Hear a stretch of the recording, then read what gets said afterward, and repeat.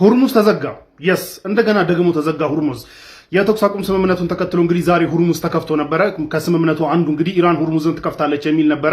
ይህንን ተከትሎ እንግዲህ ኢራን ሁርሙዝን ከፍታ የተወሰኑ መርከቦች ማለፍ መጀመራቸውን እንቅስቃሴ መጀመራቸው ተነግሮ ነበረ። ነገር ግን ከሲስፋየሩ ዲል ኦር ከሲስፋየሩ ነጥቦች መካከል አንደኛው እንግዲህ ይህ ሲስፋየር ሊባኖስ ውስጥም የሚካሄደውን ጥቃት ያስቆማል የሚል ስምምነት ነበረ።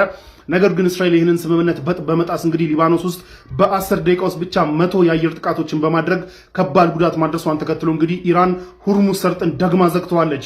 እንዲሁም ደግሞ ለአደራዳሪዋ ለፓኪስታን ለአደራዳሪዋ የኢራኑ ፎረን ሚኒስቴር አባስ በስልክ እንደተናገሩት እንግዲህ ይህ ዲል እናንተ ያስማማቸውን ዲል እየተጠበቀ አይደለም፣ ይህ በዚህ የሚቀጥል ከሆነ ደግሞ ከሲስፋየሩ ዊዝድሮ አድርገን ጦርነቱን እንቀጥላለን ብለው ዝተዋል አባስ ናው። ይህንን ተከትሎ እንግዲህ በዚህ የሚቀጥል ከሆነ መልሶ እንግዲህ ነገራቶች ወደ ጦርነት እንትን ሊሉና እንደ አዲስ ሊያገረሽ ይችላል። በአሜሪካ በኩል እስካሁን ድረስ የተባለ ነገር የለም።